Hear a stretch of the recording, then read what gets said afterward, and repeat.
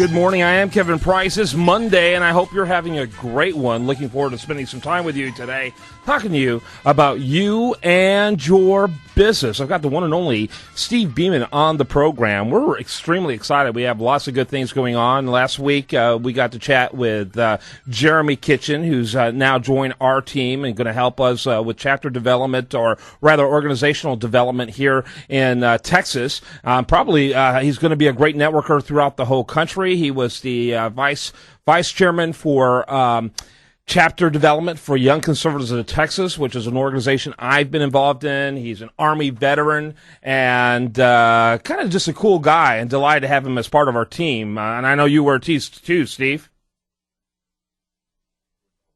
Go ahead.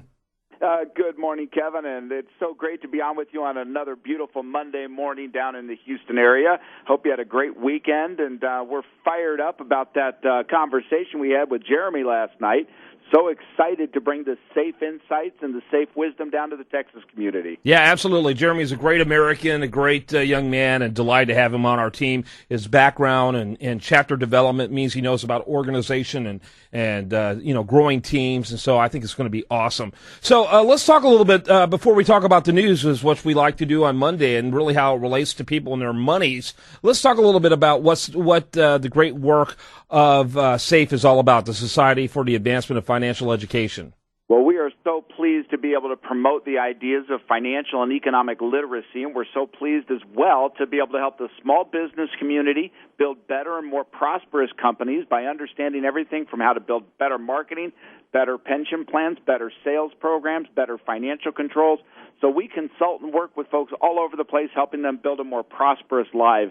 And it's so important in the tumultuous economy we live with. They cut through the chatter, cut through the spin and the myths that are promoted to them, and understand the truth about what's going on. And so we help them with that, and we're, again, so excited to be expanding operations down with you. Yeah, absolutely. And so let's talk a little bit. Obviously, there's always a lot of news stories that are going on. Let's talk about the week before, and as it relates to the week we're in when it comes to the news story. Jobless rate falls below 8% for the first time. Got to be good news for the administration. Still a relatively paltry rate when these kind of job increases happen in the Bush administration. 165,000 new jobs. The media, of course, was aghast. Unless it was producing between 500,000 to 600,000 new jobs, it was considered paltry. But in this administration, it's party time.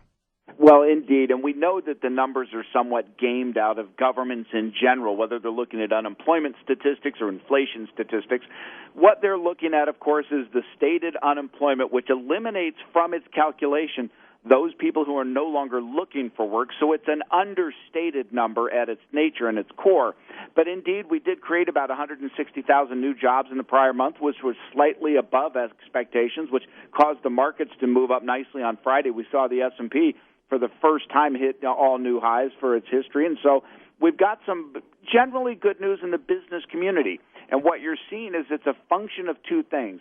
Number one, businesses are struggling to continue to grow, but businesses tend to do that. And number two, the Federal Reserve is keeping interest rates so low that that's putting cushion on what are otherwise destructive policies out of Washington. Mm-hmm. Yeah, no question about it.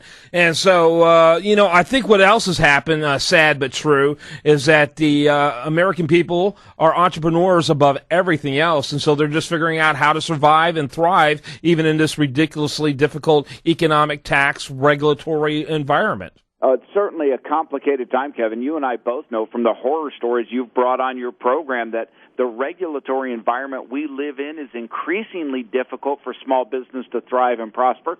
And it is exactly the small business community we need to build in this country. That's where innovation comes from. It's where development comes from. It's where new ideas come from. It's where a better lifestyle comes from for millions of people. And that's what, again, the society, going back to that, is all about helping those millions of people build a better life through their small business. We want to work to get government out of their heads or out of their hearts and get them back to work. Yeah, absolutely. Out of their heads and out of their hearts. That's good. Got to do something about that heartburn too that it creates. What about this? I think it was just a fascinating and hardly touched story. Was a huge amount of snow in the Midwest. And then on Friday just a few days ago here in Houston, we had a high of 65, which and our low of 43 is a record low in the recording history of Houston.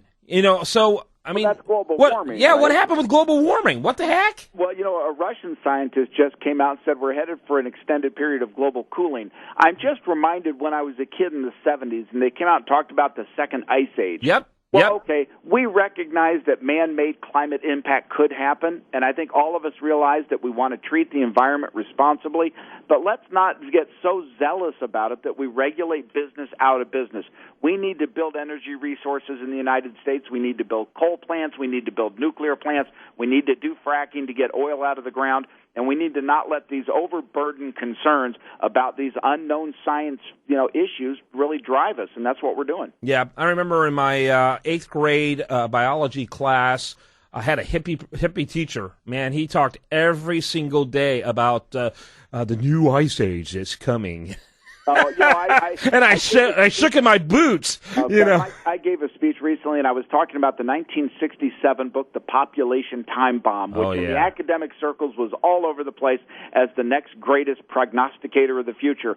This thing said we're going to have starvation and global death by the 70s because we could never produce enough food. Oh, baloney. Give a free market with free people the chance to operate on their own, and they'll solve these big problems we've got. Oh, absolutely. I'm sure, you're talking about Paul Ehrlich when you talk about that. I'm sure you're familiar with Julian Simon, the great optimist, in fact. Julian Simon and Paul Ehrlich made a bet, on all these major areas that Ehrlich said would be, would happen. Simon bet not only would they not happen, but things would be better in all of those categories in 20 years. Well, sure enough, 20 years passed. Every category that Ehrlich predicted doom and gloom had improved. I think the wager was like $100 or whatever.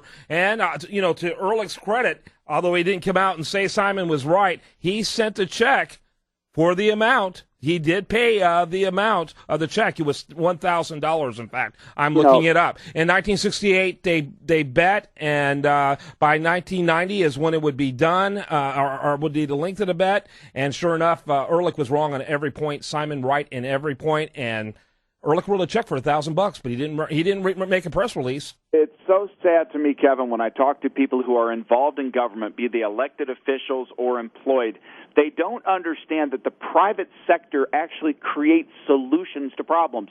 Government doesn't do that. Government doesn't create solutions. It just transfers problems around. So in their mind, don't even understand that you can create solutions, which the private sector can. Yeah, and in fact, usually government regulates problems, which sometimes exasperates them and makes them worse, rather than actually coming up with a solution for them.